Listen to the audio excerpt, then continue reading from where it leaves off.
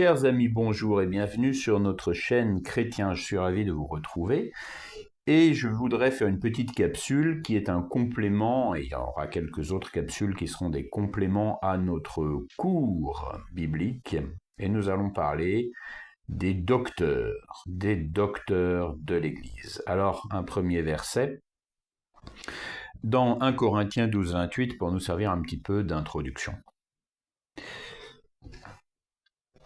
Paul écrit aux chrétiens qui sont à Corinthe, « Et Dieu a établi dans l'Église premièrement des apôtres, secondement des prophètes, troisièmement des docteurs, ensuite ceux qui ont le don des miracles, puis ceux qui ont le don de guérir, de secourir, de gouverner, de parler diverses langues. » Dans ce verset, on voit apparaître un certain nombre de ministères, un certain nombre de charges et de dons. Et parmi elles, on le voit, troisièmement, des docteurs. Ces docteurs, on les retrouve aussi dans le célèbre passage de la lettre aux Éphésiens, où nous avons la liste des ministères. 4.11, Éphésiens 4.11. Et il a donné les uns comme apôtres, les autres comme prophètes, les autres comme évangélistes, les autres comme pasteurs et docteurs, pour le perfectionnement des saints en vue de l'œuvre du ministère et de l'édification du corps de Christ, jusqu'à ce que nous soyons tous parvenus à l'unité de la foi, de la connaissance du Fils de Dieu, à l'état d'homme fait, etc. Puisque là, ça prend ensuite le passage sur plusieurs versets.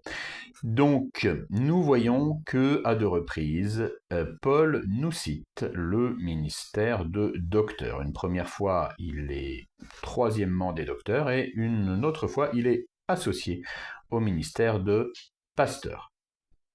Alors, un docteur, pour nous en français, c'est avant tout dans le langage courant quelqu'un qui soigne, un médecin. D'ailleurs, on en manque un peu en ce moment, parfois, surtout quand ils sont en grève.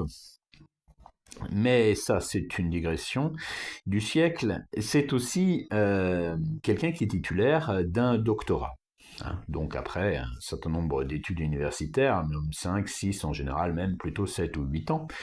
Doctorat donc dans diverses matières, je pense doctorat d'histoire, doctorat de théologie, pourquoi pas, doctorat de médecine aussi, et bien d'autres, toutes les matières universitaires peuvent donner lieu à un doctorat. Ici, ce que la Bible traduit par docteur, c'est le mot grec didaskalos. Et didaskalos, qui parfois est également traduit par le mot maître dans certains passages, désigne un enseignant, c'est-à-dire la personne chargée du ministère d'enseigner au sein de l'Église. Alors, c'est un ministère qui n'est pas ouvert à tout le monde, et on nous met bien souvent en garde sur le fait de l'exercer. 1 Corinthiens 12, 29, nous sommes toujours dans les épîtres écrits par Paul. Nous avons dans 1 Corinthiens 12, 29, je cherche mon passage, voilà. Tous sont-ils apôtres, tous sont-ils prophètes, tous sont-ils docteurs? Évidemment, non. C'est dans le passage de Paul, la réponse est évidemment implicite et elle est négative. Tous ne sont pas apôtres, tous ne sont pas prophètes et tous ne sont pas docteurs. Et Jacques, dans son épître, nous met en garde sur le fait de vouloir absolument être un docteur. Ça peut nous servir à tous de leçon. Et moi qui vous enseigne d'une certaine façon, même modeste, par cette chaîne YouTube, je prends en garde, c'est mis en garde justement. Jacques 3.1, mes frères, qu'il n'y ait pas parmi vous un grand nombre de personnes qui se mettent à enseigner, car vous savez que nous serons jugés plus sévèrement. Donc là, Jacques nous met en garde sur la responsabilité qu'il y a d'enseigner des vérités au sein de l'Église. C'est vrai que c'est une responsabilité qui est lourde, parce que même si on enseigne de façon ouverte, avec un esprit ouvert, eh bien, à un moment donné, il faut affirmer des vérités, parce que l'Église, ça n'est pas porte ouverte à toutes les doctrines. Donc, à un moment donné, il faut les enseigner avec puissance, avec vérité, avec, diraient les textes bibliques, autorité. Alors, on voit que pour être pasteur, il est nécessaire d'être docteur dans Éphésiens, mais on sait que pour être pasteur, il y a un certain nombre de conditions. Non, mari d'une seule femme, des enfants élevés dans la foi. Ces conditions ne sont pas reprises pour le ministère de docteur. On peut donc en déduire qu'il est tout à fait possible d'être un docteur, un enseignant, sans être un pasteur. Je vous rappelle, un pasteur, un ancien, un évêque aussi, c'est le même mot. D'ailleurs, dans la phrase dans l'évangile, on dit poimen et didaskalos dans Éphésiens. Donc pasteur et docteur. Pasteur et enseignant, devrait-on peut-être traduire pour être un peu plus clair. Moi, il y a un terme intéressant également qui complète un petit peu nos réflexions dans la deuxième épître à Timothée. Et j'aimerais qu'on la lise. Mais non, on va commencer par la première. C'est un peu plus logique. On va commencer par la première, 1 Timothée 4,16. Donc, je rappelle Timothée, de quoi il s'agit ? Il s'agit des instructions que Paul va donner à son disciple Timothée. Ce disciple, il est envoyé en mission comme Paul a été. Il prend un peu la suite, ou disons qu'il complète, disons le ministère de Paul, parce que Paul n'arrête pas pour autant son travail missionnaire. Donc Timothée fait œuvre d'évangéliste. Et il va faire œuvre également, évidemment, d'enseignant, de docteur, parce qu'il va, de par le monde méditerranéen, enseigner la foi. Donc, c'est intéressant d'avoir le regard de Paul sur le ministère de Timothée. Donc, 1 Timothée 4 et 16, « Veille sur toi-même et sur ton enseignement. » Vous voyez, là, le côté enseignement est mis directement en relation. Veille sur toi-même et sur ton enseignement. Persévère dans ces choses, car en agissant ainsi, tu te sauveras toi-même et tu sauveras ceux qui t'écoutent. Là, on voit la responsabilité. Veille sur toi-même, Timothée, parce que en persévérant dans ces choses, tu vas, dans la bonne doctrine, dans le bon comportement, tu vas te sauver toi-même, certes, mais puisque tu es enseignant, tu vas en sauver d'autres. Vous voyez que Paul lit parfaitement le fait que Timothée veille sur lui-même, sur son comportement, sur ses attitudes, ses pensées, tout son être, et sur son enseignement. C'est-à-dire que l'enseignant doit être quand même un modèle. Il ne s'agit pas seulement de connaître la foi et puis faire n'importe quoi et puis se permettre de l'enseigner.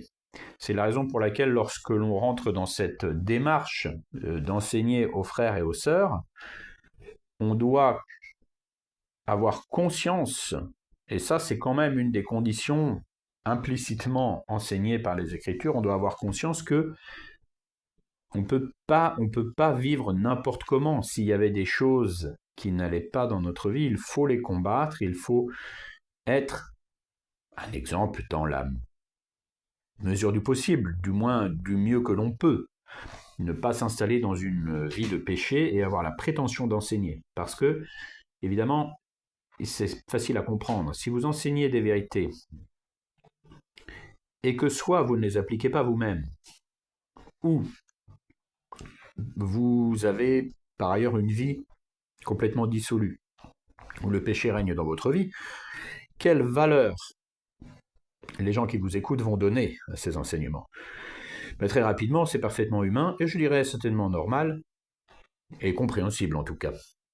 Aucune valeur. Donc au moment où on décide de participer à ce ministère d'enseignement, à ce ministère de docteur, il faut clairement commencer, si ce n'est pas déjà fait, parce que tout chrétien doit le faire, à veiller sur soi-même et sur sa vie. Donc voilà, ça c'est un premier enseignement. Je crois qu'il faut le répéter. Il y a aujourd'hui, hélas, dans l'Église, bien des ministres autoproclamés se donnant des titres qui d'ailleurs n'ont rien à voir avec la Bible, mais enfin ça c'est encore un autre débat, mais dont la vie est assez catastrophique, cumulant les biens matériels, on pourrait dire d'ailleurs les détournant l'argent de l'Église à leur profit, et régnant comme des loups au sein de l'Église, et pourtant ayant l'immense prétention, bien que la plupart du temps très ignorant, la grande prétention d'enseigner. Alors, un mot personnel, puisque je me sens un peu concerné par cet enseignement, je me retrouve dans une position de docteur. Je me sens très prétentieux de dire cela, parce que, premièrement, je suis toujours un étudiant. Bon, ça, je crois que tout grand docteur a la sagesse de rester toujours également un étudiant, parce qu'on n'aura pas assez de toute notre vie d'étudier la Bible. Mais moi, je ne vais pas me prétendre docteur. Peut-être un jour me sentirai-je cette autorité et cette connaissance, et que je n'aurai pas l'impression d'usurper le titre, et je me proclamerai peut-être docteur, enfin, ou on m'aidera peut-être à me considérer comme un docteur par un regard extérieur. Aujourd'hui, non, je ne suis pas un docteur. Ce que je vous enseigne, ce que je vous transmets, ce sont des choses que j'ai apprises d'autres docteurs. Bien sûr, j'ai réfléchi à ces enseignements, bien sûr, je les ai confrontés à ma conscience et aux Écritures. Je ne répète pas comme un perroquet, et quand il y a des choses sur lesquelles je ne suis pas tout à fait certain, tout à fait établi, que je m'interroge, bien j'évite bien évidemment de les enseigner. Il y a toujours des questions qui peuvent rester en suspens dans la vie et dans le parcours spirituel d'un chrétien ou d'une chrétienne.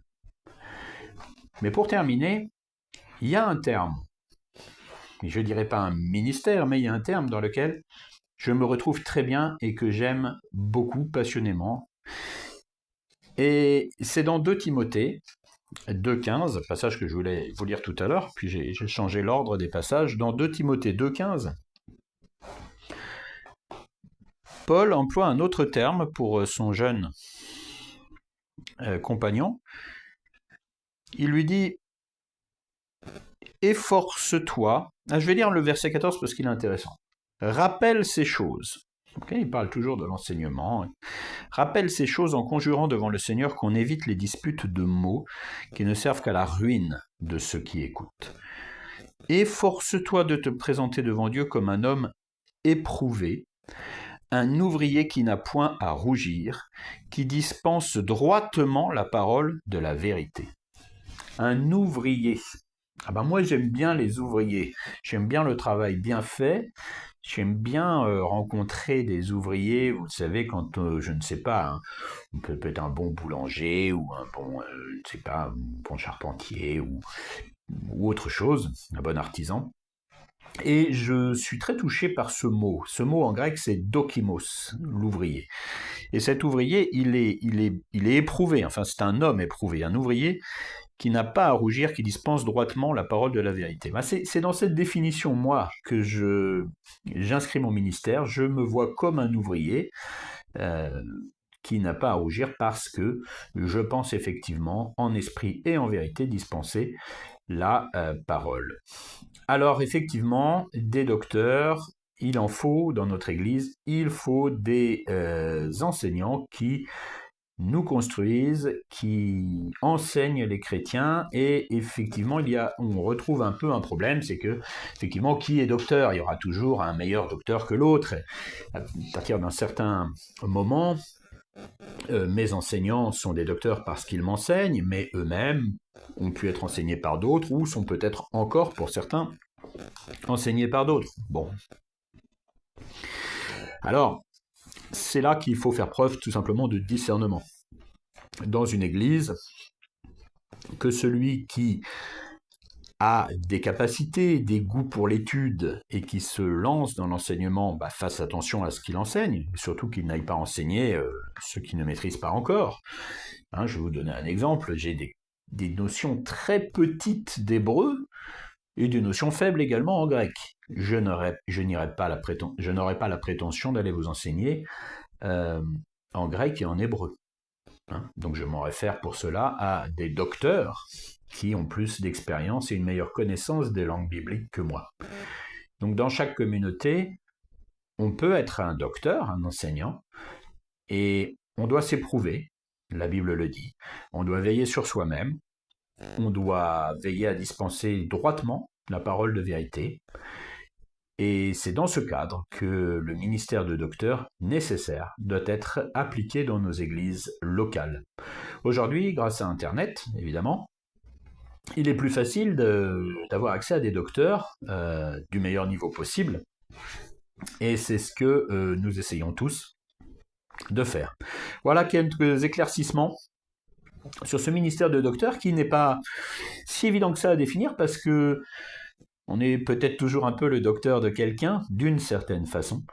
Alors je pense que l'Esprit nous aide à discerner qui sont les véritables docteurs dans les églises. Voilà. Je vous souhaite une très bonne semaine et à très bientôt.